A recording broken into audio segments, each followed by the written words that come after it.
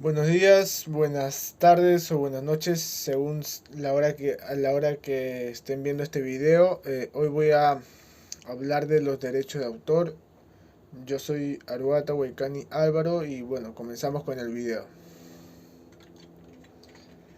Bueno, como ya le dije el título, vamos a hablar de los derechos de autor y como ya saben, en esta parte tenemos los derechos, primero los derechos morales y los derechos económicos. En los derechos morales tenemos primero la divulgación, la paternidad, integridad de la obra, modificación, retirada de la obra, acceso al ejemplar único. Y en los derechos económicos podemos ver a la reproducción, distribución, comunicación pública, transformación, colección, ¿no? Ahora aquí tenemos el copyright, que es este de acá, la C, es el signo que tal vez ya muchos conocemos, ya sea que hayamos visto en algunos videoclips, en algunas obras, imágenes, o cualquier obra, ¿no? Cualquier obra que haya sido, que tenga un creador, ¿no? Obviamente. El copyright es la más restrictiva y la más conocida por todos, ¿no? Como le dije anteriormente, que ya casi todos la conocemos. Bueno, es un conjunto de normas donde todos los derechos son del propietario de la obra. Y dicha obra no puede ser utilizada ni modificada bajo ningún concepto sin autorización. Suelen tener un valor determinado en el tiempo según el tipo de la obra. Cuando dicho tiempo haya pasado, los derechos pasan a ser de dominio público.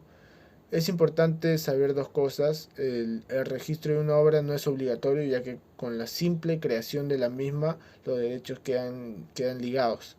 Si en una obra no hay ningún aviso legal o ni siquiera el símbolo C, se considera que la obra tiene copyright, ¿no? Eso quiere decir que si nosotros creamos, digamos, una canción y lo subimos a YouTube y no ponemos ni siquiera el símbolo C, nada, igualmente esa canción ya tendría copyright por el simple hecho de que nosotros lo hemos creado. No es necesario que pongamos algo, un documento legal o el signo de copyright, ¿no? Como nos dice acá en el concepto. Y de hecho acá tengo unos ejemplos del copyright. Como podemos ver en YouTube, por ejemplo, canciones conocidas, ¿no? Que es muy famosa.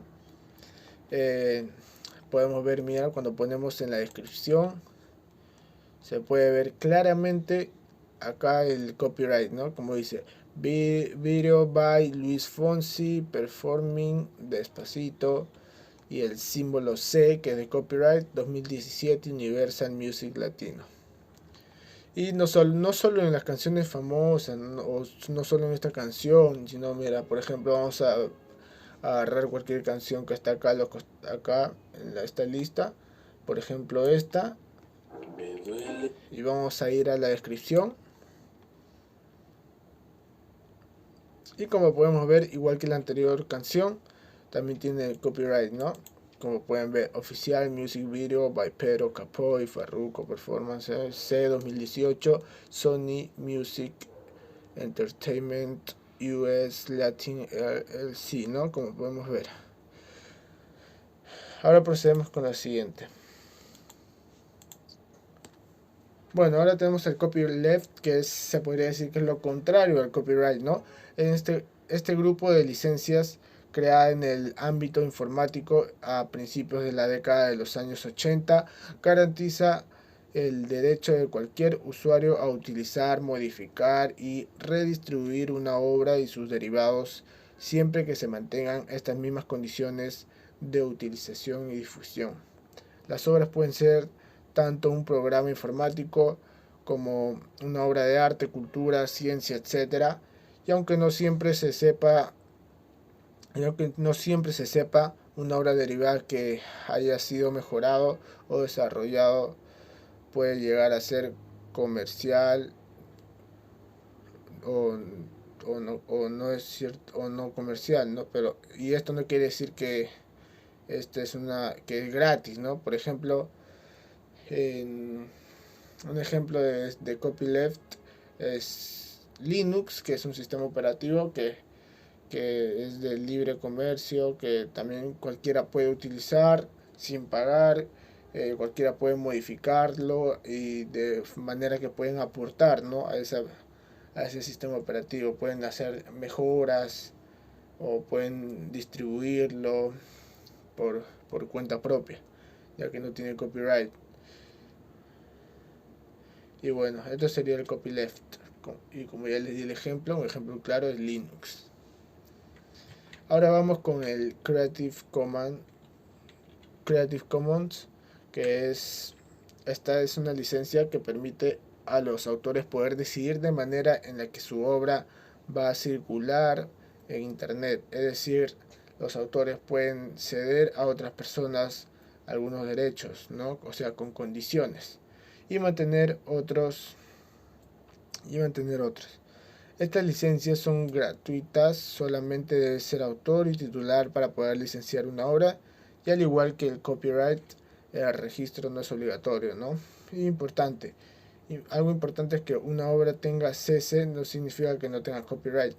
O sea que no es necesario, como igualmente como dijimos en el copyright, en el concepto, que no es necesario que pongan el logo, ¿no? Que como en este caso es el logo de Creative Commons, el símbolo es CC.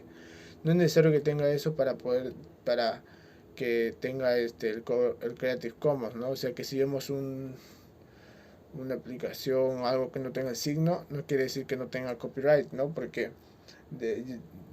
por el simple hecho de que haya sido creado ya tiene un autor, el cual puede reclamar sus derechos. Y bueno, ahora pasamos con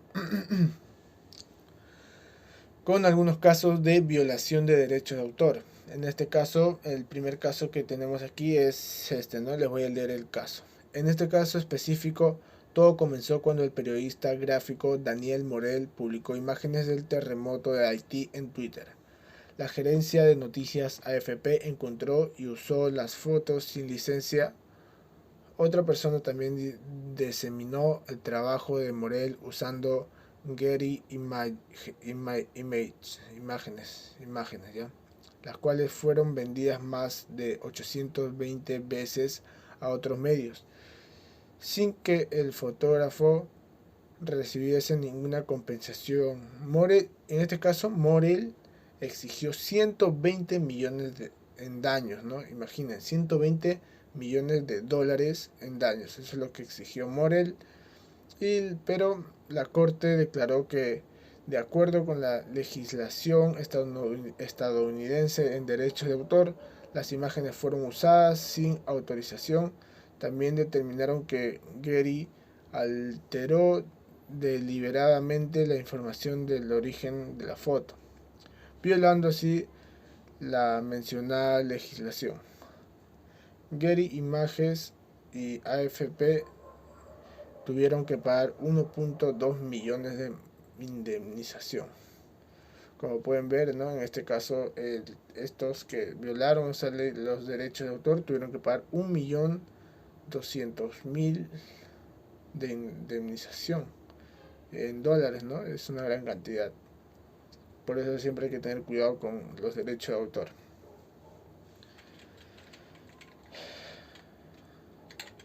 Y bueno, ese fue el caso 1. Ahora voy a pasar con el siguiente caso, que sería el caso 2. Bueno, ahora se los voy a leer también para que puedan enterarse de este caso. El siguiente caso obliga a la ley a responder la cuestión de si solo las personas pueden poseer derechos de autor o también aplica a animales. Un fotógrafo colocó su cámara cerca de un grupo de macacos. Uno de los simios, curioso, se acercó y apretó el botón creando una selfie. Lo hizo deliberada y voluntariamente, no importa. En cualquier caso, la foto se convirtió en una sensación viral, ya que fue compartida e impresa alrededor del mundo. El fotógrafo, que creía ser el poseedor de la licencia, se arruinó financieramente tratando de luchar por lo que creía que era su derecho. Para las cortes estadounidenses, las imágenes tomadas por animales no tienen derecho de autor. PETA, la agencia de protección de Protección de Animales introdujo una demanda afirmando que el fotógrafo no tenía el derecho a obtener las ganancias generadas por esa foto porque un macaco fue quien la tomó. Este caso finalmente terminó en un acuerdo. Es una extraña novedad de derechos de imagen. El acuerdo estableció que el fotógrafo tenía derecho a las ganancias, pero que el 25% de los futuros beneficios serán para el simio o para invertir en el entorno en el cual habita, ¿no? A pesar de esta aparente victoria, fue muy tarde para el fotógrafo ya que se había arruinado financieramente. Bueno, como pueden ver en este caso, ¿no? Algo ambiguo, que no sabían si el derecho de autor era para el dueño de la cámara o para el animal, ¿no? Y al final terminaron ganando los dos, se podría decir, aunque el autor tenía que dar el 25% para el animal o para su hábitat. Y bueno, eso fue todo en este video. Espero que hayan podido informarse un poquito más, entender y que tengan en cuenta sobre los derechos de autor, ¿no? Esto fue todo por hoy y me despido. Gracias.